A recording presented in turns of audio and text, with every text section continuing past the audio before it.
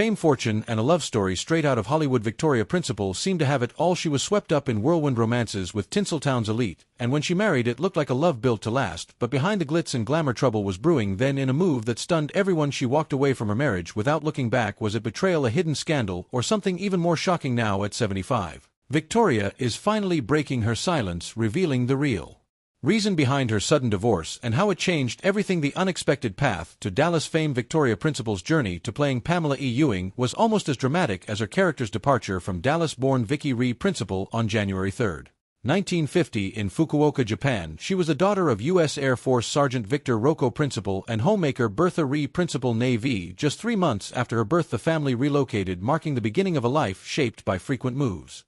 Because her dad was military, she grew up everywhere: London, Puerto Rico, Florida, Massachusetts, Georgia, pretty much name a place, and she probably lived there. 17 different schools, including the Royal Ballet School. When they were in England, she got an early start in showbiz too, doing her first TV commercial at just 5 years old. But after high school, she wasn't thinking about Hollywood. She wanted to be a doctor and went to Miami-Dade Community College in '68 to study medicine. Then everything changed. A few months before finishing her first year, she almost died in a car accident. She was driving home from the library when a drunk driver hit her. She was seriously injured, and the guy who hit her actually ended up in jail. Recovery took months, and when she found out she'd have to repeat her entire first year of college, she had a real moment of reflection. Instead of going back, she flipped the script, completely moved to New York City to pursue acting. That led her to Europe, where she studied at R.A. And eventually she landed in Los Angeles, ready to chase that Hollywood dream. Her first major break came with The Life and Times of Judge Roy Bean, in which she portrayed Maria Elena, a Mexican mistress. Her performance was so compelling that writer John Milius expanded her role. Impressed by her talent, the film earned her a Golden Globe nomination for Most Promising Newcomer, marking a turning point in her career. When she left for Arizona to film, she was relatively unknown, but just 3 months later, she returned to Los Angeles to find paparazzi waiting at the airport. Then came Earthquake in 1974. She landed the role of Rosa Amici over some serious competition. Susan Sarandon and Kay Lenz were both in the running. Before her third audition, she made a bold move, chopped off her long brown hair, dyed it black, and rocked an afro. When she walked in, director Mark Robson was stunned, but impressed, and it worked. Earthquake became one of the biggest movies of its time, racking up 4 Oscar nominations and 2 Golden Globe nods. She kept acting, taking roles in smaller movies like I Will For Now and Vigilante Force, even signing a 3-picture deal with Brute Productions. But something shifted. By 1975, she was over the acting game and decided to step away, taking a job as a talent and booking agent. Instead, she stayed in that lane until late 1977, thinking she was done with Hollywood. At one point, she even considered pursuing law school, with acting serving merely as a means to finance her education. In 1976, she briefly returned to Earthquake to film additional scenes for its television adaptation. The following year, she made a guest appearance on Fantasy Island and starred in the TV movie The Night They Took Miss Beautiful, but her focus was still on law school and her agency work. Then Aaron Spelling called. He offered her a role in the Fantasy Island pilot. She took it, but the law school dream was still on her mind, so she later asked to be written out of the show. That seemed like the end of her acting comeback. Then came Dallas. She was originally meant to send the script to her clients, but when she read it, something about the role of Pamela Ewing resonated with her. Instead of passing it along, she made a bold decision. She contacted the casting agent and arranged for an audition without revealing that she would be the one auditioning. Just like that, Victoria Principal went from actress to agent to almost lawyer, then right back to being an actress. And because of her time as an agent, she knew how to negotiate. She locked in a contract that made sure she was getting paid, and that was how Victoria Principal secured her iconic role on Dallas. The shocking truth behind her Dallas exit: Pamela Barnes E. Ewing played a pivotal role in Dallas, serving as the emotional core of the E. Ewing family. Despite her deep connections, she was never fully embraced by them, always carrying the weight of her identity as Digger, Barnes's daughter, caught in the midst of a long-standing family feud. She remained an outsider, struggling to find her place, and funny enough, in real life, Victoria Principal had a bit of that outsider energy too. Some cast members found her somewhat distant, and even producer Leonard Katzman began to wonder whether she simply didn't like them. When he finally asked her directly, Principal clarified that it wasn't personal. She intentionally kept her distance to better embody Pamela E. Ewing's sense of isolation. Pamela's departure from Dallas was as enigmatic as her character's life. After surviving a devastating collision with an oil tanker and suffering severe burns, she began her recovery, only to vanish without warning. There was no emotional farewell or dramatic final confrontation. Instead, she simply disappeared with the explanation that she had chosen to distance herself from the E. Ewing family. And just like that, Pamela E. Ewing's story came to an abrupt and unresolved end. Well, kind of. In season 12, Pamela reappeared, this time portrayed by Margaret Michaels. The show explained her changed appearance as a result of plastic surgery following her accident, adding to the drama. It was revealed that she had a terminal illness with only 1 year left to live, though her death was never explicitly shown. Pamela Barnes Ewing was never seen again, marking yet another mysterious disappearance. However, Pamela's exit wasn't just a dramatic plot twist, it reflected a real-life decision. Victoria Principal was done with the show, and she made that decision herself. Her time on Dallas was a massive part of her career, but she knew when it was time to walk away. Those first 5 years, incredible. The writing was top tier and the show was firing on all cylinders, but once the original writers left, she could feel the difference. By season 7, the storytelling wasn't what it used to be, and that's when she started thinking about her exit. During contract talks that year, she was straight up with the producers, told them she'd stay for 2 more seasons, and that was it. They wanted her to stick around longer, but she meant what she said. 2 years later, she was focused on her production company already, planning for what was next, and suddenly the Dallas team circled back trying to keep her. Maybe they thought she'd get cold feet, maybe they thought last-minute pressure would make her change her mind, so they dragged out the negotiations hoping she'd fold, but she didn't. When the time came, she made it clear she was leaving, and that's when the pressure started. At first, it was all sweet flowers, notes, the whole please don't go routine, but when that didn't work, things got petty. They took away her parking spot at the MGM lot, forcing her to park somewhere else, and then right before her last scene they hit her with a huge offer, an insane per-episode salary that would have made her the highest-paid woman on TV. That was her moment of truth. She was fully aware of the attempts to bring her back, but she stood firm in her decision. That night she slept soundly, confident that she would not be swayed. On her final day of filming, none of the main cast members were present. There was no Larry Hagman, no co-stars, only her filming a solo scene. Perhaps most surprising, the rest of the cast had no idea she was leaving. Laura, the production company, had been responsible for informing them, but that message was never delivered. Victoria still wanted to leave on a good note, though, so she made sure to go out in style, ordered a huge cake for the crew, and gave them custom shirts that said, "It was all a dream, love, Victoria." Then she dipped after filming concluded. She traveled to Texas for a charity event, planning to return and formally announce her departure alongside the producers. However, Laura unexpectedly released a statement claiming she had been fired. Rather than responding immediately, she consulted with her legal team before issuing a corrected statement. By that point, however, the narrative had already taken hold, fueling widespread media speculation. Looking back, she was grateful to play a character like Pamela Ewing, strong, kind, genuine. When Dallas came back in 2012, there were rumors she might return, but it never happened. Instead, they brought Margaret Michaels back for 1 episode just to wrap up the story, and that's when fans finally got their answer. Pamela Ewing was gone for good. Up until that moment, people still held on to hope, wondering if maybe, just maybe, Victoria Principal would change her mind. But once Dallas was behind her, Victoria wasn't just sitting around counting checks. She built her own company, Victoria Principal Productions, and made a bunch of TV movies, even starred in one herself. Then in 1994, she popped up in an episode of Home Improvement, and through the 90s and early 2000s she kept showing up in guest spots. Just Shoot Me, Family Guy, Providence, and The Practice. Her last big TV move came in 2000, when she returned to primetime soap operas with Titans. She played Gwendolyn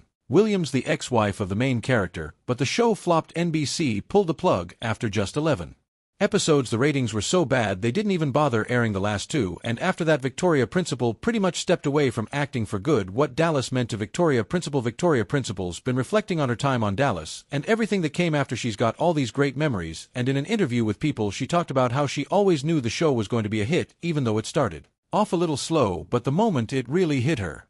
Early 1980, it was a Saturday, her day off, and she had a simple plan: visit Fox Hills Mall to browse a furniture sale. She was looking for a new sofa for her den, an ordinary errand on what should have been a quiet afternoon, but as soon as she arrived at the store, everything changed. Shoppers recognized her instantly, and within moments a crowd had gathered. The situation escalated so quickly that the store manager had to act fast. He ushered her into his office, locked the door, and called the police. When officers arrived, they worked to disperse the crowd and safely escort her to her car. But even as she left, fans continued calling her name. Pam, a testament to just how deeply Dallas had embedded itself in popular culture. Even the responding officers couldn't resist asking for autographs. That moment made one thing undeniably clear: Dallas wasn't just a hit show, it was a phenomenon. She may not have left with a new sofa that day, but she walked away with an undeniable realization of her own rising fame. From the moment she auditioned, she knew Dallas was something special. The role of Pam instantly captivated her. She couldn't imagine not playing the character. She secured the part and remained with the show for 9 years, cherishing those early seasons as some of the best television had to offer. But after 7 years, things began to change. 2 years later, her time on Dallas came to a dramatic end with Pamela's tragic exit. Pregnant and caught in a fiery car crash, she wanted her departure to be definitive, and in her own words, getting blown up definitely felt final. Of all the episodes she filmed, though, there's one that stands out above the rest. In an interview, she talked about her absolute favorite, Masked to Me, a 2-parter. That one meant a lot to her because of Barbara Belgetz, who played Miss Ellie. The two of them had a special bond, always joking around and calling each other cute names, but there was something deeper there. Barbara had been through so much, losing her husband battling breast cancer and having a double mastectomy. When Principal first read the script, she was furious. She thought the writers had stolen Barbara's personal story, but Barbara told her she'd actually been involved in shaping the episode, making sure it was done right. Principal saw that as a real moment of strength, calling Barbara her hero, and those episodes to her they were Dallas at its very best. No surprise that Barbara won an Emmy for it. After leaving Dallas, she did not maintain close contact with her co-stars. While there were occasional phone calls, they never socialized regularly. Even during the show's run, each cast member had their own life. Patrick Duffy, Steve Connolly, Larry Hagman, and Linda Gray were all married with children, whereas she was single. Their differing lifestyles and priorities naturally led them down separate paths, so when Dallas came back on TNT in 2012 with some of the original cast returning, Principal wasn't interested. She shut down the rumors real quick. To her, Bobby and Pam were the Romeo and Juliet of Dallas, and just like Shakespeare wrote it, their love story was supposed to have a tragic ending. She wasn't about to change that. Her final Dallas episode aired in 1987 with Pam caught in the massive explosion in Fall of the House of Ewing that marked the end of her time on the show. She left knowing her journey as Pam was complete. What the producers chose to do after her departure was beyond her control. Her decision had been made long before, out of love and respect for the show, for Bobby and Pam's story, and for the fans who had invested in it, but she still finds it exciting that new generations continue to discover Dallas. Fans have reached out, sharing that they are introducing the show to their children and grandchildren. For her, the greatest reward is knowing that Dallas is still remembered. Victoria Principal's shocking gun incident. Victoria Principal and her housekeeper filed lawsuits against each other for assault following a dispute that began over the actress's dog. The incident occurred the day after Christmas, when Principal's housekeeper took the dog for a walk. Upon returning, an argument ensued during which Principal allegedly pulled a gun on her. Both parties provided conflicting accounts of what transpired, each blaming the other for the confrontation. No criminal charges were filed, leaving the matter to be settled in civil court. Principal claimed the dispute began after she hired Maribel Benegas through an agency for temporary work on December 26. According to Principal's lawsuit, Benegas arrived at work in a bad mood. The reason, she alleged, was that the actress was preparing to fire her. Principal claimed Benegas had already displayed aggression toward other staff members and that her performance had been subpar. Then came the incident with the dog. According to Principal, Benegas took the dog for a walk but disappeared for an hour. During that time, Principal repeatedly called her, demanding she return with the dog immediately, but received no response. When Benegas finally returned, Principal alleged that she was dragging the dog by its leash so roughly that it was coughing, wheezing, and visibly distressed. She claimed the dog even suffered a back injury due to the mishandling. The situation escalated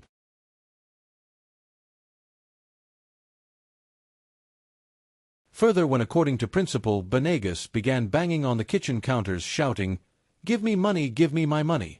Principal stated that she had to repeatedly tell her to leave. Benegas, however, presented a different version of events. She filed her own lawsuit on May 1, claiming that she had been the victim of assault. She contended that the hour-long absence was simply because she had been waiting for the dog to relieve itself. Furthermore, she alleged that when she asked for her payment, Principal threatened to kill her. Now, just to be clear, no shots were fired. Principal admitted to pulling the gun but claimed it was out of fear for her life. Benegas then locked herself in a room while Principal called 911. When deputies arrived, Principal stated that they had to calm Benegas down before removing her from the house, as she was attempting to fight them. According to LA Sheriff spokesman Steve Whitmore, Benegas ultimately cooperated and left with a dispute stemming from a payment issue. However, on January 9, Benegas approached deputies alleging that Principal had assaulted her. Authorities investigated the claim and forwarded the case to prosecutors, but it was ultimately rejected due to a lack of evidence. Whitmore said secrets behind Victoria's high-profile romances. Victoria has been romantically linked to numerous high-profile figures, including Frank Sinatra, Anthony Perkins, who notably lost his virginity to her, Lance Rentlow, Desi Arnaz Jr., Mark Salinger, and Charles Schmidt. Despite the many names associated with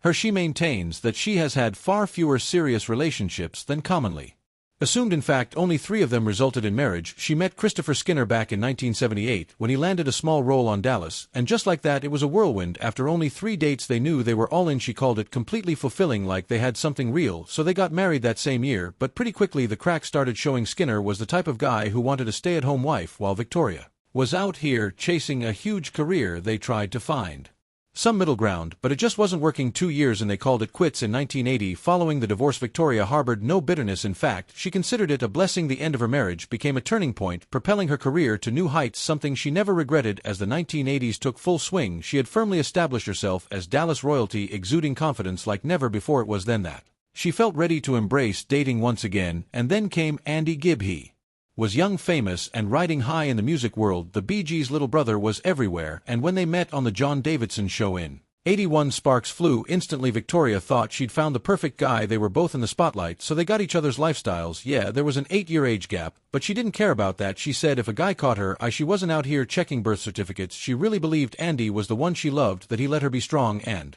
independent while also being someone she could lean on when she needed to, and even though he had women throwing themselves at him left and right, that was part of what attracted her to him in the first place. Andy, however, was deeply infatuated with her. He spoke about her frequently, even telling People magazine that his only reason for watching Dallas was Victoria herself. Their connection extended beyond admiration. They recorded a duet together, All I Have to Do Is Dream, which reached number 51 on the Billboard Hot 100 in September 1981. The song held particular significance as it became Andy's final single and the only recording of Victoria's career. But even with all that passion, Victoria wasn't looking to get married again. She made it clear she had no plans to walk down the aisle with him, and then right before Andy's 24th birthday she ended things. She felt like he was smothering her, that he was too into her, and it was just overwhelming. Andy, though he wasn't ready to let go even after they broke up, he wouldn't stop calling her, to the point where she had to straight up tell him to stop, especially while she was on set filming Dallas. But once it was over, Victoria moved on. By 1983, she met Dr. Harry Glassman, a top-tier Beverly Hills plastic surgeon. They were both fresh out of divorces, her from Andy and him from a messy battle with his ex-wife Jane. Once their divorces were finalized, Victoria fell hard. She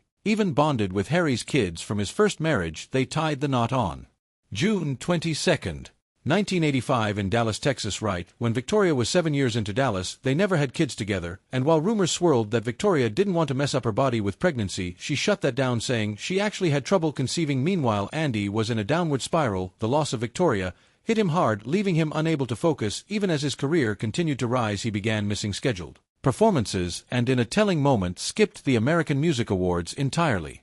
Too devastated to attend, his passion for music seemed to fade, replaced by a growing sense of indifferent. Substance use became a major factor in his decline. Victoria later revealed that it was a key reason for their breakup, giving him an ultimatum: her or the substances. But by then Andy was already struggling. In the aftermath of their split, he later admitted to spending 2 weeks in bed, unable to find the motivation to move. His producers made repeated efforts to bring him back into the studio, but he remained unresponsive, consumed by heartbreak and self-destruction. After that, Andy never really recovered. He didn't want another serious relationship. He blew through his money until he was completely broke, and then just 2 days after his 30th birthday, he landed in the hospital with unbearable stomach pain. Things spiraled quickly before doctors could intervene further. Andy had passed away in the aftermath. Many reflected on his career, contemplating the untapped potential he never had the chance to fulfill. Freddie Jurgen, his former record label president, described Andy as deeply sensitive, someone who struggled with rejection, a factor that continually drew him back into addiction. Despite the passing years, emotionally, he remained that 17-year-old kid,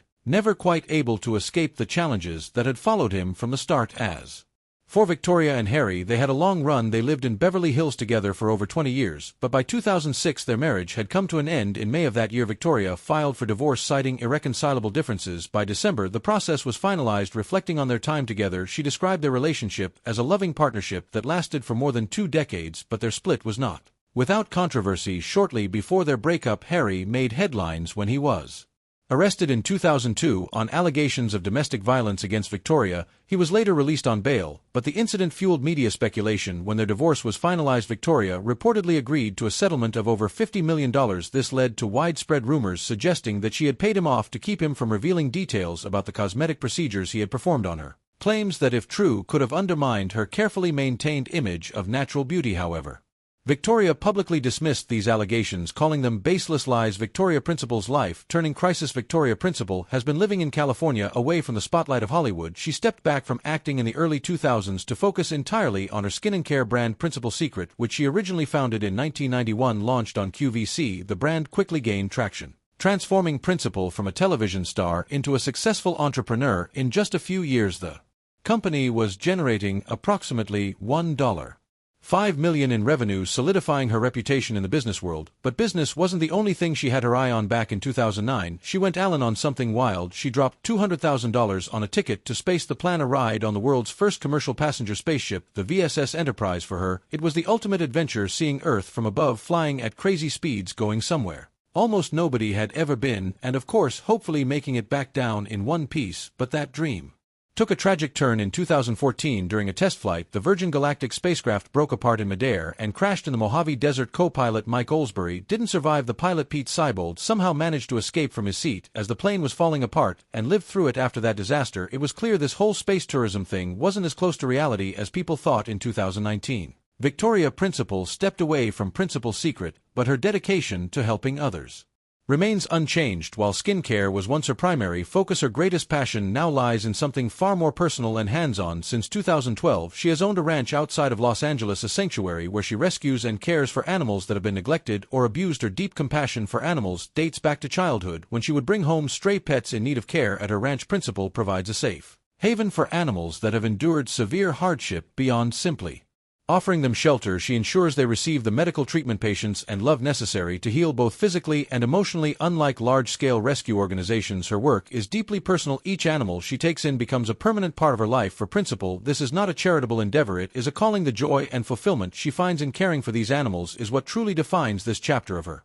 life. When families visit, she takes pride in sharing the stories of each rescued animal, offering a glimpse into their struggles and remarkable recoveries. But her dedication extends far beyond animal welfare. She is also deeply committed to supporting children in hospitals and providing aid to communities devastated by natural disasters, including floods and wildfires. Now, however, she is facing a difficult chapter of her own. At 75, she has been forced to leave her home due to the relentless California wildfires, and if that wasn't bad enough, she's also dealing with pneumonia. She went on Instagram to share what's been going on. Just like thousands of others, she had to evacuate her ranch, but she made sure to let people know her animals were safe. Maggie was with her, and the horses and goats were being well taken care of. And even in the middle of all this, she's still thinking about others. Since her pneumonia is keeping her from being able to help out in person, she's using her foundation to support those who've been hit the hardest by the fires. However, news of her illness has left many fans concerned, prompting an outpouring of support in the comments as they express their hopes for her recovery. Friends and former co-stars, including actress Josie Davis, have also voiced their support, sharing messages of admiration for her resilience during this challenging time. Thank you for watching. If you enjoyed it, please like, subscribe, comment, and turn on post notifications to stay updated with our